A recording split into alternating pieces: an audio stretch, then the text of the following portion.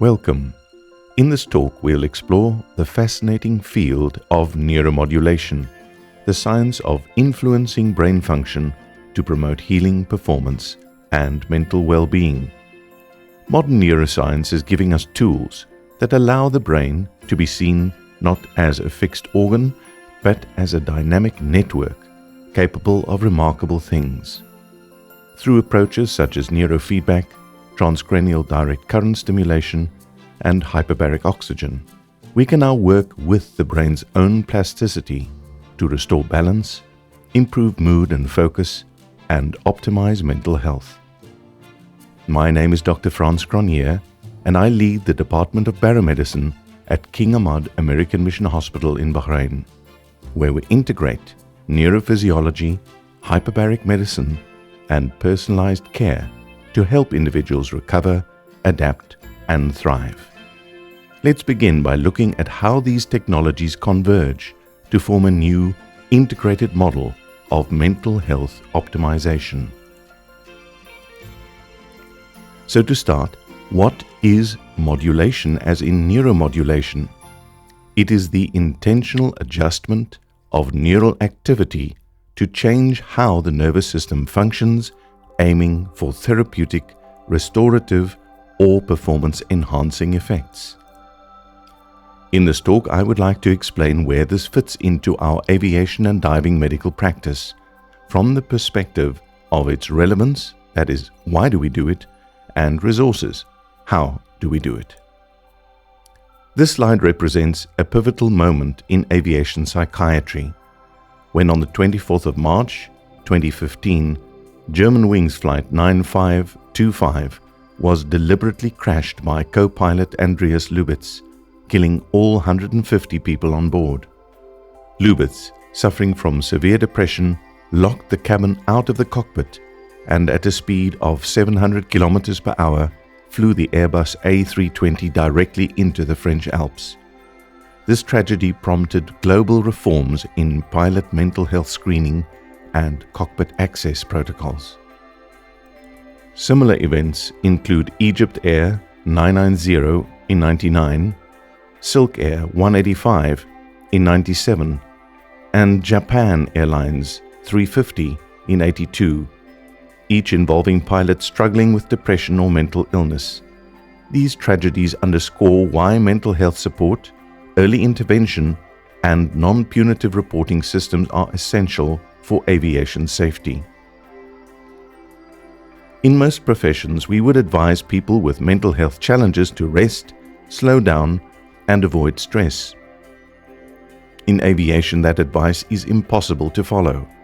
Pilots face fatigue, isolation, unpredictable stresses, and constant high-stake decisions, conditions that can quietly erode resilience if not addressed proactively. In the wake of the Germanwings disaster, a 2016 Harvard study showed that more than 1/8 of pilots experience clinical depression, and around 4% report suicidal thoughts. The FAA's toxicology data from recent incidents reveal that alcohol and drugs remain a significant concern and are often linked to untreated psychological stress and near-miss accidents. Peer support programs are now mandated worldwide to address this. But in the Middle East, we face unique barriers. There's denial, stigma, and lack of structured rehabilitation, meaning many pilots still suffer in silence rather than seek help. This slide explains why psychoactive medications are often not an option for pilots, divers, or anyone operating heavy machinery. Even small doses can impair judgment, slow reaction times, cause drowsiness or disorientation, all catastrophic in safety-critical environments. These drugs may also destabilize mood, blur vision, or trigger dependency and withdrawal symptoms. But beyond the clinical effects, most are outright disqualifying under aviation and diving regulations. So while medication may help on the ground, in aviation, it can compromise performance safety and licensing, leaving few safe pharmacological options. Dr. Daniel Amen is a renowned American psychiatrist, brain imaging expert, and founder of the Amen Clinics. His work emphasizes that mental health is fundamentally brain health, a shift that transforms how we understand and treat psychological conditions. To echo his words, reframing the discussion from mental health to brain health changes everything. People begin to see their problems as medical, not moral. It decreases shame and guilt and increases forgiveness and compassion from their families. This perspective invites empathy instead of judgment and opens the door for science-based restorative care. The key takeaway is simple. Supporting mental health, or rather brain health, in aviation, diving, and other high-risk professions is not a luxury. It is a regulatory, ethical, and performance imperative. When lives depend on clarity, focus, and resilience, caring for the brain becomes as essential as maintaining the aircraft itself. King Ahmad American Mission Hospital is committed to advancing mental and brain health in high-performance and safety-critical professions. Our baromedicine, aviation, and neurophysiology units offer evidence-based screening, peer support, and neurocognitive rehabilitation resources, integrating medical science, ethics, and human care to promote resilience and safety in aviation and diving medicine. So, welcome to the Aviation Medical and Baromedical Wound Care Department at King Ahmad American Mission Hospital in Ali, a center where science, safety, and compassion meet. Our aviation clinic and baromedicine unit operate side by side, reflecting a unique, integrated model that serves pilots, divers, and patients requiring advanced hyperbaric and wound care. Here, medical precision, ethical excellence, and human empathy work together to enhance performance, recovery, and resilience. Our approach combines 4 synergistic therapies: neurofeedback, transcranial direct current stimulation or tDCS, hyperbaric oxygen therapy or HBOT, and KB220, a neuronutrient formulation. Together, these modalities form a restorative framework for mental resilience, performance optimization, and recovery. This slide clarifies the scientific and regulatory context for the modalities we use. Using the Oxford Centre CEBM classification systems, these modalities all have level 1 or 2 evidence in support of their use. Under regulatory status, the red asterisk indicates modalities where indications align with recognized approvals. Neurofeedback is cleared by the US Food and Drug Administration as a Class II medical device, exempt from additional pre-market notification under the 510(k) pathway, and CE marked in Europe for biofeedback training. Transcranial direct current stimulation is classified by the FDA as an investigational device under an investigational device exemption and granted breakthrough device status, meaning it allows early evidence of significant clinical benefit for serious conditions where no approved alternatives exist. It is also CE marked under the European Union Medical Device Regulation for specific therapeutic and research purposes. Hyperbaric oxygen therapy is fully cleared and CE marked for approved medical conditions, including carbon monoxide poisoning, decompression sickness, chronic non-healing wounds, and radiation injury, etc. Lastly, KB220, now marketed under the name Synap, is registered as a dietary or food supplement under both the FDA and European Food Safety Authority. It is not a medication, but is used within its recognized nutritional and neurochemical support frameworks. The first modality I'd like to introduce is neurofeedback. Neurofeedback is essentially brain training through real-time EEG feedback. It's completely non-invasive and teaches the brain to regulate its own activity using principles of operant conditioning, meaning small rewards for desired brainwave patterns and inhibition for those that are less efficient. It is not something done to you, but rather for you and with you, a collaborative process between the clinician, the technology, and the patient.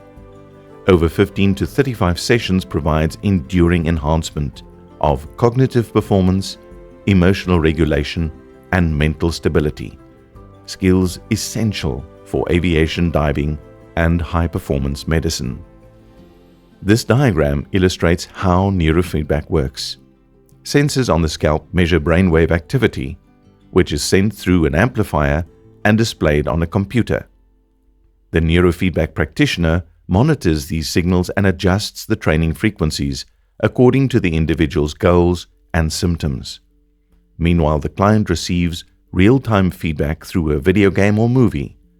The brain is rewarded when it functions in a desired pattern and inhibited when it drifts off track. Over time, the brain learns from this process, just like learning to balance on a bicycle. It develops the ability to self-regulate. In short, neurofeedback teaches the brain to recognize its own rhythms and to optimize performance naturally, without medication. This table summarizes the key areas where neurofeedback has demonstrated benefit in mental health. For ADHD, the evidence is strongest, with multiple randomized controlled trials showing improvements in attention and reduced impulsivity at Oxford CEBM Level 1B. For insomnia and anxiety disorders, all noted by red asterisks, neurofeedback has also shown efficacy in improving sleep efficiency and reducing anxiety symptoms. In depression and PTSD, the evidence is promising, showing better mood regulation and emotional control, particularly in trauma-related dysregulation. Applications in substance abuse disorders and autism spectrum disorders are still emerging, with strong evidence for supporting self-regulation and social functioning. Overall, the pattern is clear. Neurofeedback consistently enhances cognitive control, emotional regulation, and resilience across diverse mental health conditions, with evidence quality ranging from moderate to strong.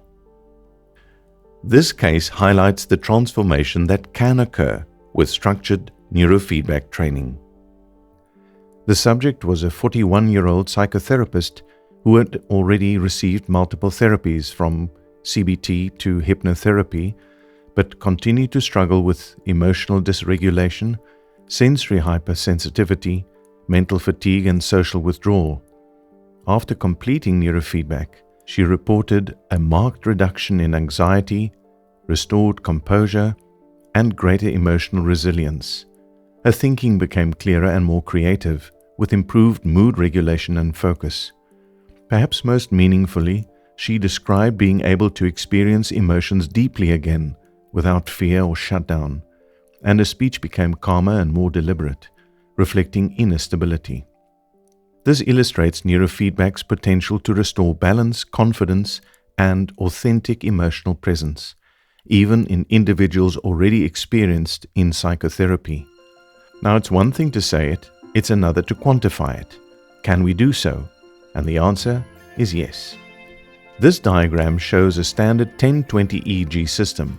In our standard measurement configuration, known as a montage, signals are recorded from the front, that is FP1 and FP2, to the back of the head, O1-O2, in a zigzag sequence, encompassing frontal, central, temporal, parietal, and occipital regions.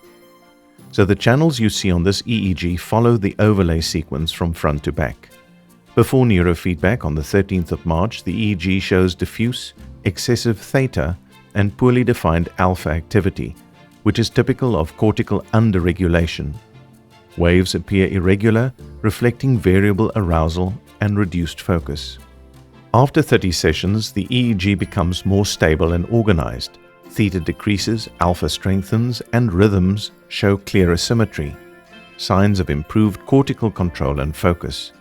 For now, we are looking at the appearance or quality only, and the changes are, qualitatively, that the brain now shows a reduction of theta, better arousal regulation, an increase in alpha, improved calm focus, variability decreased with more efficient neural communication, organization improved with evidence of neuroplastic changes and a training effect.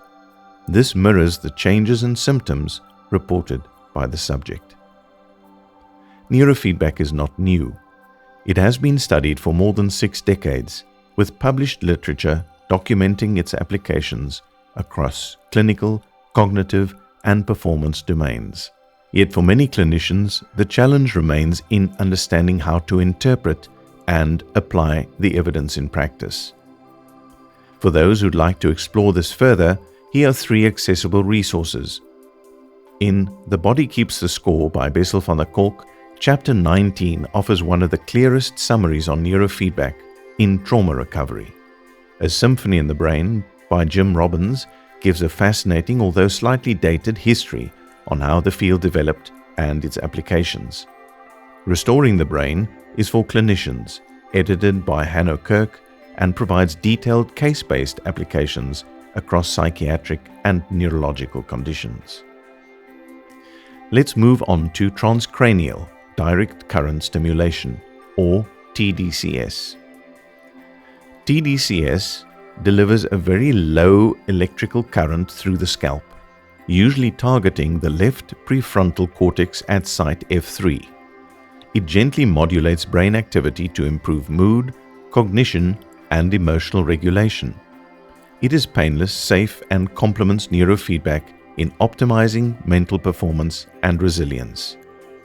tDCS typically applies about 2 milliamps of current for 20 to 30 minutes. This slightly polarizes the cortex, with the anode increasing cortical excitability and the cathode reducing it. The patient usually feels a mild and tolerable tingling sensation over the electrodes. With repeated sessions, typically around 10 or more, the brain undergoes neuroplastic changes that lead to lasting effects on regulation, focus, and emotional stability. The main stimulation site, in most cases, is the left dorsolateral prefrontal cortex, which is known for executive function, emotional control, and goal-directed behavior. It is linked to so-called approach behavior, motivation, planning, and maintaining positive affect, which is why it's a common target for tDCS, neurofeedback, and magnetic brain stimulation. It is specifically relevant in treating depression, ADHD, fatigue, and cognitive dysfunction. The evidence for tDCS continues to strengthen. Meta-analyses and randomized trials show benefits across multiple conditions. In depression, level 1B with improved mood and affect regulation. In chronic pain, level 1B to 2A modulation of pain pathways. In cognition and fatigue, level 2A to 3B enhancing working memory and mental clarity. Anxiety level 2B reduction in physiological and emotional tension. And overall, tDCS demonstrates consistent, moderate to strong evidence for improving prefrontal regulation and resilience. Next, we turn to hyperbaric oxygen therapy, or HBOT. HBOT involves breathing 100% oxygen at pressures ranging from 1.5 to 3 times atmospheric pressure. This increases oxygen delivery 10 to 15-fold, allowing the body and especially the brain to meet full metabolic demands. By raising plasma oxygen levels, HBOT supports repair, neuroplasticity, and recovery in both injury and stress-related conditions. Although the brain makes up only 2% of body mass, it receives about 15% of blood flow and consumes roughly 20% of the body's oxygen. To meet its high metabolic demand, the brain directs oxygen and blood regionally through neurovascular coupling, also known as brain activity-mediated hyperperfusion. Under stress or overload, this process prioritizes survival-related circuits, often at the expense of higher cognitive and emotional functions. This selective neurovascular coupling also means that during overload, regions responsible for speech, reflection, and executive control receive less blood flow in relative cerebral hypoperfusion. HBOT bypasses this limitation by saturating plasma oxygen and ensuring that the brain no longer has to choose which regions to support. This enables balanced neuronal activation and facilitates both emotional and cognitive reprocessing, which is why HBOT is effective in conditions such as refractory PTSD and fibromyalgia. Although many neurological and psychiatric indications are still considered off-label, the evidence base for HBOT has expanded rapidly. Levels 1A and 2A studies now support its role in improving cognition, mood, and neuroplasticity across multiple conditions, from post-COVID fatigue to mild TBI, PTSD, fibromyalgia, and early cognitive decline. Although HBOT and neurofeedback have each been used successfully in treating a wide range of conditions, there are only 2 published case studies that have explored their combination, and both apply the modalities sequentially rather than simultaneously.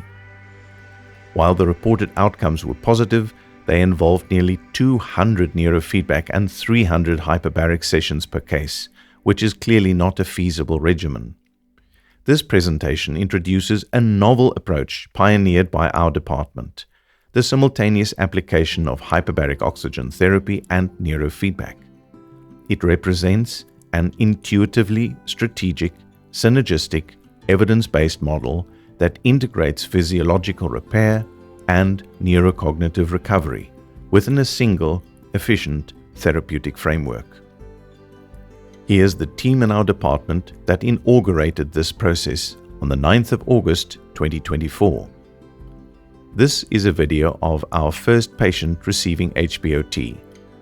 After applying the electrodes to the scalp, the patient is transferred to the inside of the hyperbaric chamber and the pressure is gradually increased to 2 atmospheres absolute. At that point, the patient starts the neurofeedback and the television screen responds to the brain signals by either darkening or brightening in response to the patient's response to the parameters that are set.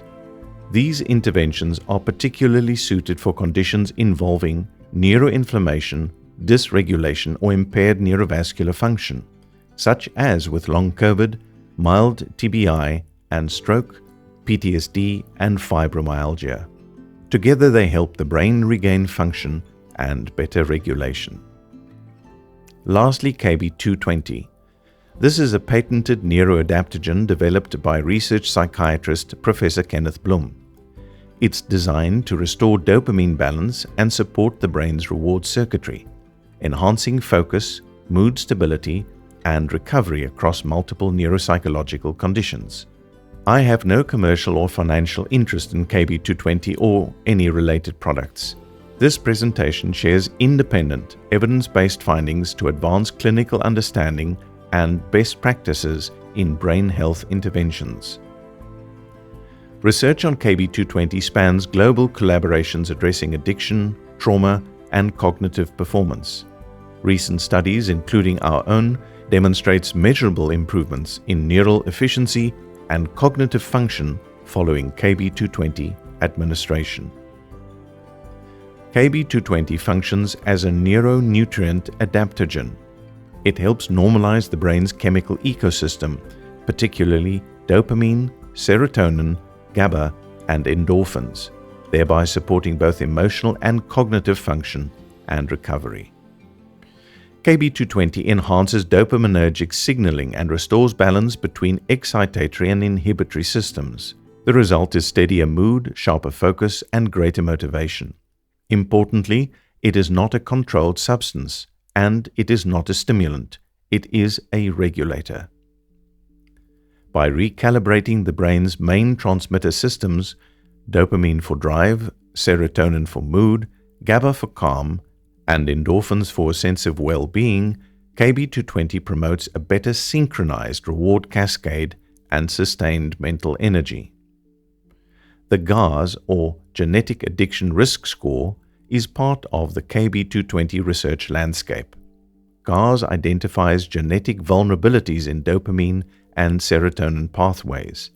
Those with higher reward deficiency scores may particularly benefit from KB220's balancing effects. Clinical and imaging data show that KB220 reduces cravings, eases withdrawal, and increases activation in reward circuits. It supports recovery by restoring healthy neurochemical tone. Evidence for KB220 spans a wide range of neurocognitive and behavioral conditions. In addiction recovery, it reduces cravings and enhances treatment compliance. In ADHD, it helps normalize dopamine homeostasis, improving focus and reducing hyperactivity. For PTSD, it calms intrusive thoughts through stabilization of the brain's reward cascade. Studies also show improved working memory, mood regulation, and connectivity in resting state networks. Across conditions, KB220 enhances dopaminergic tone. It stabilizes neuronal communication and supports relapse prevention through lasting reward system balance. Among the brain-normalizing supplements, KB220 stands out for its broad mechanistic scope and research depth. It remains one of the most extensively studied nutraceuticals in its class. This case describes a 29-year-old male with multiple neuropsychiatric diagnoses, including ADHD, autism, and depression.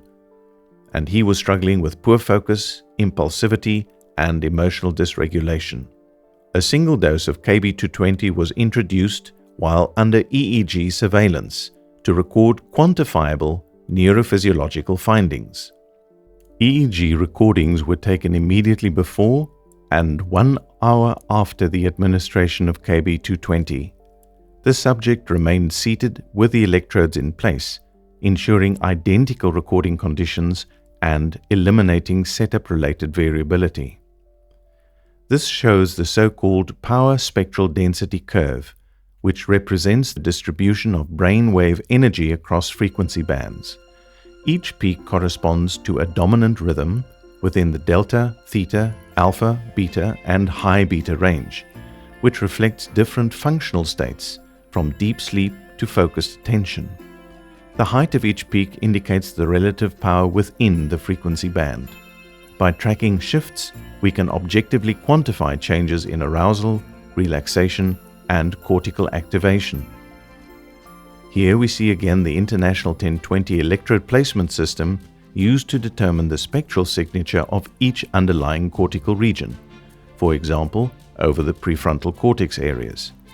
This mapping enables us to assess measurable or quantifiable QEEG changes that occur following KB220 administration in this case, rather than just focusing solely on morphological or qualitative changes. In other words, we calculate the microvolts of respective frequency ranges rather than just examining the shape of the EEG waves. This slide represents the baseline power spectra recorded before KB220 administration. You may notice the multiple regions, especially in the frontal and central areas, with elevated low-frequency power, mainly theta and slow beta, indicating cortical underactivation and inefficiency. These slow rhythms often reflect fatigue, distraction, or emotional overprocessing. 1 hour after KB220, we see a clear normalization of spectral power. The dominant peaks shift towards the alpha range, with reduction in slow wave amplitude across frontal and central regions. The pattern is consistent with enhanced neural efficiency, less noise, and more synchronized activity, and it supports the proposed dopaminergic and neuroenergetic balancing effects of KB220. This table summarizes the numerical spectral data before and after KB220. The red boxes highlight frequency bands where there were significant shifts in peak electrical power. In simple terms, the power of the slow waves decreased and the dominant awake frequency became synchronized. In essence, this indicates a shift from diffuse cortical idling to organized, wakeful calm, an electrophysiological signature of improved reward and attentional regulation. Our objective is to align electrophysiological findings with clinical presentation, ensuring that interventions are not only symptom-based, but also precisely guided by measurable brain function. Our approach remains function-based, not pharmaceutical, and fully compatible with aviation safety standards and patient preferences. The impact of this model is profound. It offers hope, empowers patients, and promotes active, sustainable recovery. We advocate for broader system integration, creating dedicated practice units for brain health, strengthening substance abuse support, advancing occupational mental health programs, and expanding research and education in this field. Ultimately, integrated neuromodulation means optimized resilience, translating scientific insights into practical implementation for real-world mental health transformation. To find us, just search KHAMH and aviation on Google. It will take you to our website. There you will find baromedicine services with options ranging from aviation and diving medicals to hyperbaric oxygen neurofeedback, transcranial direct current stimulation, and QEEG assessments. If there are any questions, please feel free to post them in the chat below this video. Thank you for watching this presentation.